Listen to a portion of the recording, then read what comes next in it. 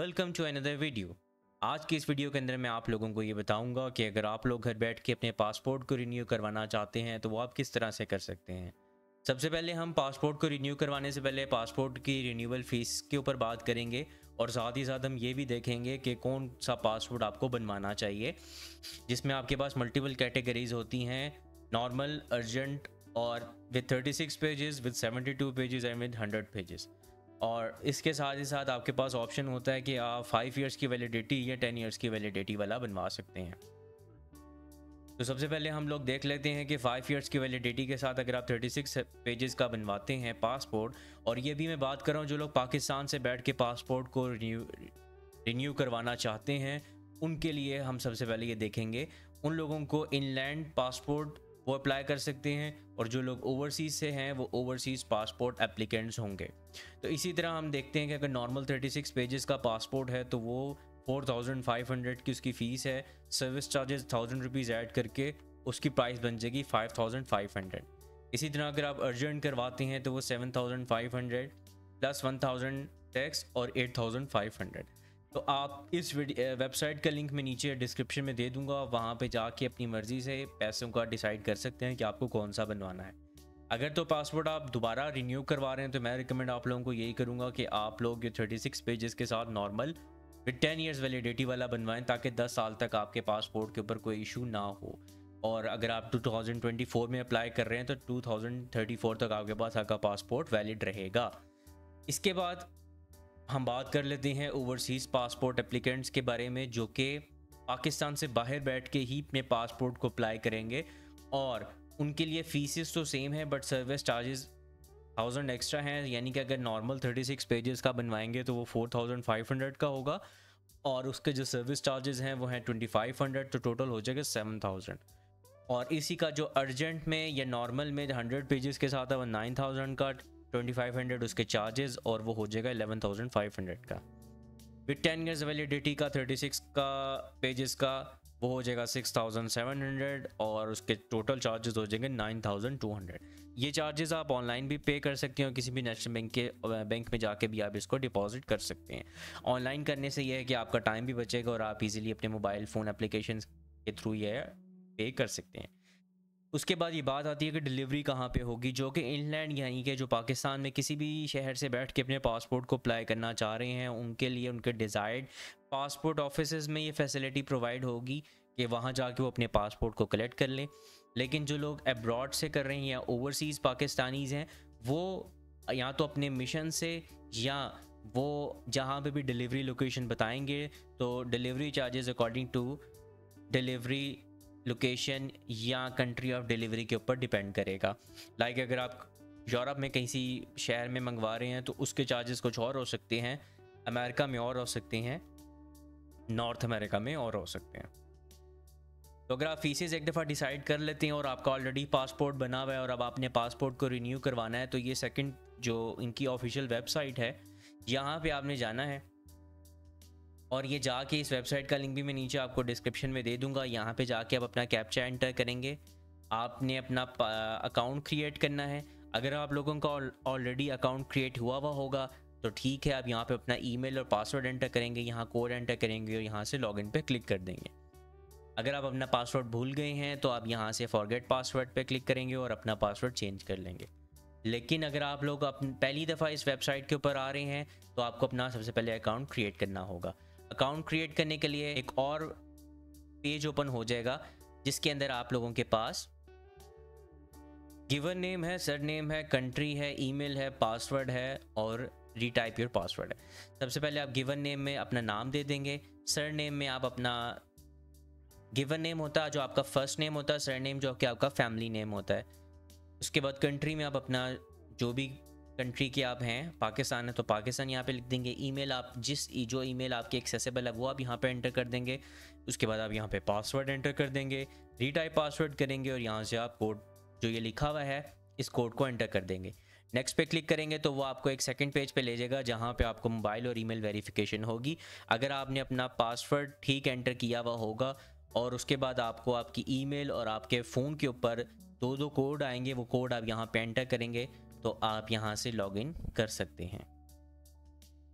अब चूँकि मेरा इसके ऊपर ऑलरेडी अकाउंट क्रिएट हुआ हुआ है तो मैं आप लोगों को अकाउंट दिखा देता हूँ कि वो किस तरह से शो करता है और किस तरह से आप अपने पासपोर्ट को यहाँ पे अप्लाई कर सकते हैं।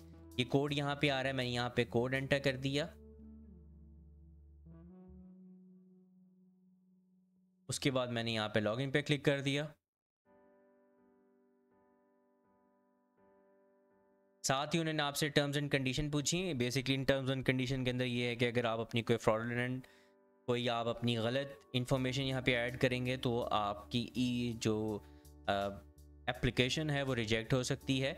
यहाँ से आपके पास मल्टीपल ऑप्शंस आ जाती हैं। अगर आपकी कोई एप्लीकेशन प्रोसेस में होगी तो वो यहाँ पे आ जाएगी। अगर आपकी कोई एप्लीकेशन रिजेक्ट होगी तो वो इस टैब के अंदर रिजेक्टेड के अंदर शो होगी।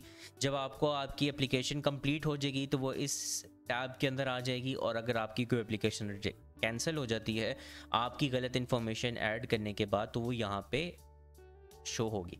अब सबसे इम्पॉर्टेंट सवाल ये है कि क्या जब आप नादरा में जाके अपने पासपोर्ट को या अपने आईडी कार्ड को अप्लाई करते हैं तो आप लोगों के पास वो आपसे थंब वेरिफिकेशन और आपकी पिक्चर्स का वो आपसे लेते हैं। तो अब जब आप ऑनलाइन अप्लाई कर रहे होंगे तो ये दो चीज़ें आप कैसे प्रोवाइड करेंगे? क्या आपको जाके पासपोर्ट ऑफिस करना पड़ेगा, मिशंस में जाके करना पड़ेगा, या ये भी घर बैठ के हो सकता है? तो ये भी तो इसका जवाब है कि हाँ जी, बिल्कुल घर बैठ के ही आप अपने पासपोर्ट की कंप्लीट जो एप्लीकेशन है उसको रिन्यूअल की उसको आप यहाँ से सबमिट करवा सकते हैं। तो इसके लिए आप यहाँ से न्यू एप्लीकेशन पे क्लिक करेंगे।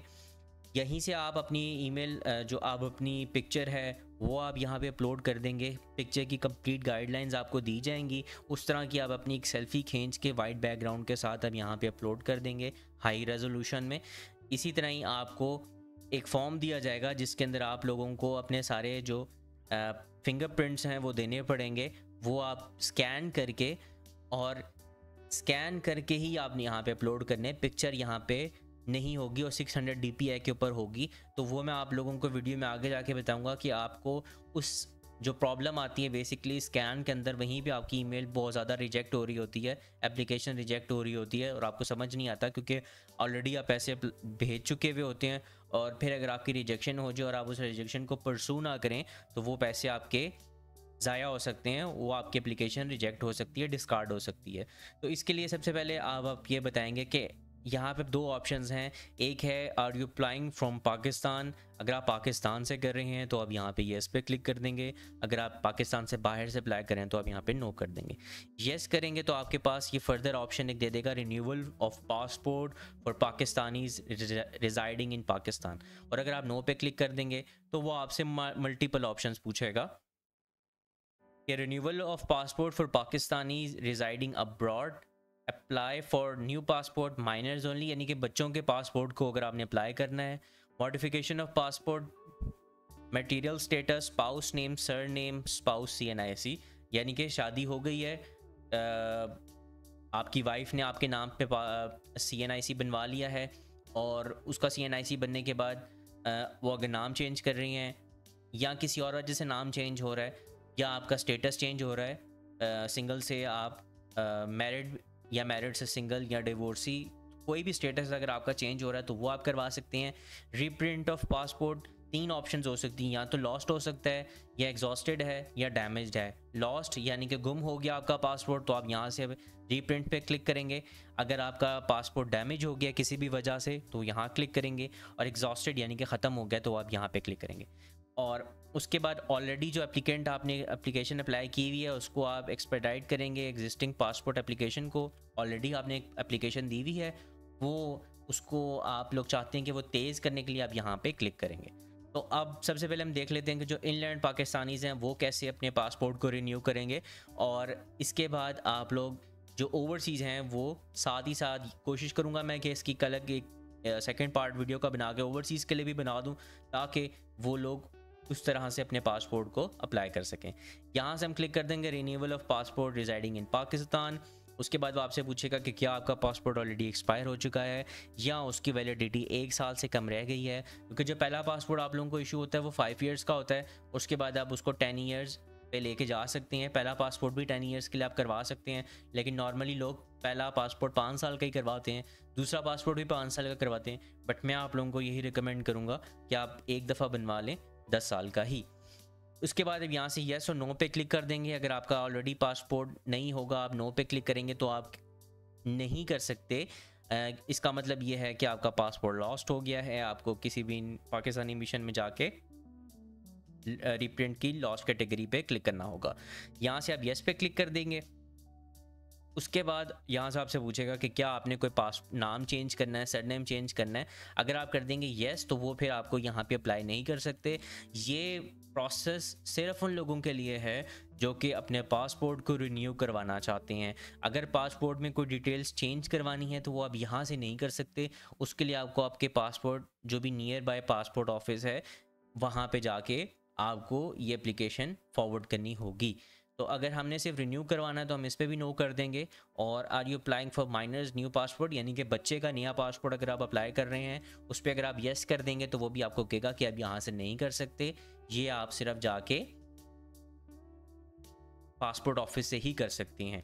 लेकिन ये फैसिलिटी इन्होंने ओवरसीज़ वालों को दी है कि ओवरसीज़ वाले जो हैं वो जाके माइनर्स का पासपोर्ट ऑनलाइन अप्लाई कर सकते हैं। तो यहाँ से हम सब अपने पासपोर्ट को रिन्यू करवाना चाहते हैं तो वो आप यहाँ से कर देंगे। उसके बाद आप यहाँ पे अपना जो CNIC नंबर है वो लिख देंगे और ये इस पर आप टिक पे क्लिक कर देंगे। अगर आपने ऑलरेडी पासपोर्ट अप्लाई किया हुआ होगा तो यहाँ से आपको कह देगा कि इन प्रोग्रेस है, आप अप्लाई नहीं कर सकते। पिक्चर्स के लिए मैंने आपको बताया कि वाइट बैकग्राउंड होनी चाहिए और वाइट बैकग्राउंड के बाद आपके पास पिक्चर हाई क्वालिटी में सेव हुई हुई हो। फिंगरप्रिंट्स इसमें रिक्वायर्ड होंगे। तो जब सारी डिटेल्स आप उनको फॉरवर्ड कर देंगे उसके बाद आप अपनी फ़ीस यहाँ पे सबमिट करेंगे। फ़ीस सबमिट करने के बाद आपको विद इन 24 to 48 आवर्स आप लोगों को एक ईमेल आ जाएगी और उस ईमेल के अंदर आप लोगों को बताया जाएगा कि आप लोगों की एप्लीकेशन एक्सेप्ट हो गई है या रिजेक्ट हो गई है। अगर रिजेक्ट हो गई तो उसकी कोई कॉज बताई जाएगी। मेजॉरिटी जो एप्लीकेशन अभी तक मैंने देखी हैं कि जो रिजेक्ट हो रही हैं वो हो रही हैं सिर्फ स्कैन जो डॉक्यूमेंट्स हम उनको प्रोवाइड करते हैं उसकी बेस के ऊपर।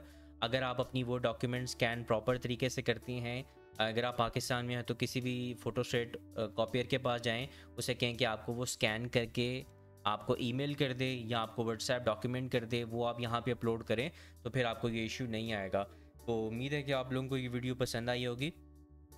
इस वीडियो के बारे में अगर आप लोग अपनी कोई कीमती राय बताना चाहते हैं तो कमेंट सेक्शन में भी ज़रूर बताएं। अगर आप लोगों को कोई इशू आता है तो वो भी मेरे साथ शेयर करें, मैं आप लोगों को उसका रिजॉल्व बता दूँगा।